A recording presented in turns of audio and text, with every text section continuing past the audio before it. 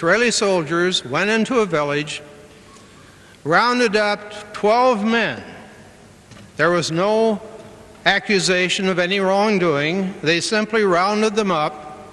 The men came peaceably and sat quietly until all 12 were found. Then the 12 Palestinians were taken to a nearby orchard. In groups of 3, they separated. By then, they had had their arms shackled behind them. There was no way that any of them could use their arms. 3 Palestinians were taken to one part of the orchard with a group of Israeli soldiers, and 3 other groups of Palestinians to other points. When they reached their destinations within the orchard, they forced them to lie on the ground. They put shackles now on their legs. Then they took clubs. This was on higher authority. They didn't think this scheme up. It was in the chain of military command. They took clubs and beat on these poor 12 Palestinians until both arms were broken and both legs were broken, with one exception. In each group of 3 Palestinians, the order was given to break just the arms of one person. So, in time, when he could recover his senses from the terrible pain that had been inflicted, he would be able to get himself up on his feet and go to the village and summon help. This dreadful assignment was so terrible, according to the article, that a number of the Israeli soldiers refused to take part. So they stayed in the bus that had brought the group to the orchard. The man operating the bus revved up the engines to make them noisy. Flannel was stuffed in the mouths of each of the 12 Palestinians before the beating began. And the news story in this Hebrew language, respected daily in Jerusalem, stated that most of the clubs were broken in the process of inflicting this dreadful injury to these innocent people.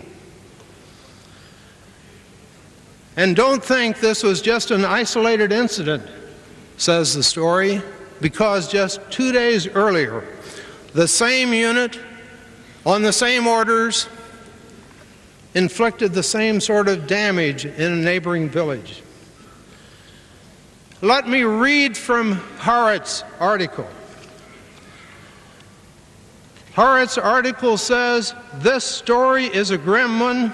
In the new Israel, any atrocity is possible." Those are not my words. Those are the words of the reporter that dug up the story. And then the article said, "It should be noted that since the incident, some of the officers involved have been promoted in rank. No one has been brought to trial. As an American, I hang my head in shame that this happened with U.S. aid, with U.S. complicity, because these dreadful policies could never have been carried out without the acquiescence of the U.S. government. But let me ask larger questions. What happens to a government in which such atrocities have become commonplace?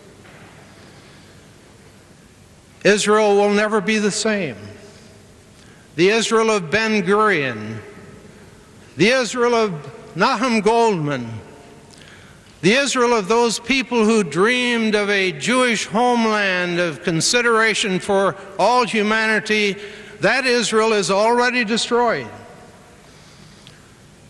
Destroyed is this vision of a Jewish state devoted to respect for all human beings. What happens to the soldiers who sat on the bus while this dreadful punishment was being carried out? What happens to the minds and the attitude and the character of the soldiers that actually went into the orchard to carry out the beatings? What happens to the officers on high who designed this form of torture intended to keep the Palestinian people in line, in their place. And what happens to the Palestinians? Those who were tortured will never forget that experience, nor will their relatives, nor will their neighbors. As long as they live, this dreadful experience will burn in their existence. But beyond the torture is another ominous face to the new Israel. Israel Sheikh spoke of it with great eloquence and feeling during that luncheon meeting to which I referred. Israel Sheikh's clarion call today and his warning is against something that is entirely new, something that Adolf Hitler had no way to inflict upon the Jews in Europe. It's slavery with a high-tech twist. Palestinians are now computerized. Each has an ID card that in the hands of Israeli authorities will call up all vital information about him, any charges that might have been made, whether founded or otherwise. The big brother of George Orwell's 1984 has found ultimate expression in Israel 1989. In Israel Sheikh's words, Israeli authorities cannot call up total information about each Palestinian, no matter where they are. And only Jews, of course, can operate the computers.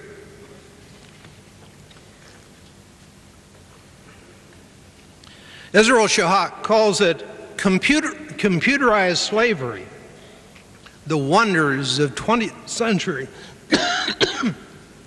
Excuse me. The wonders of 20th century civilization, computerized slavery. Isn't that marvelous? To Israel Sheikh, computerized slavery is a dreadful evil, an evil so dreadful that, listen to my words, an evil so dreadful that it justifies civil war. Yes, civil war. Am I expressing inflammatory language here tonight in Cape Town, South Africa? These are not my words. These are the words of Israel Sheikh, an Israeli Jew, a survivor of the Holocaust, who describes himself as a law-abiding Israeli citizen. He says Israel's computerized slavery warrants civil war. And he warns also that the next victims of computerized slavery may be the Jews themselves. Evil begets evil. Slavery begets slavery. And he adds this stunning, this shocking note. He reports that a majority of Israeli citizens, 58% of them to be exact, according to a recent public opinion poll, believe that internal disruptive forces within Israel are now so powerful that civil war in Israel is inevitable.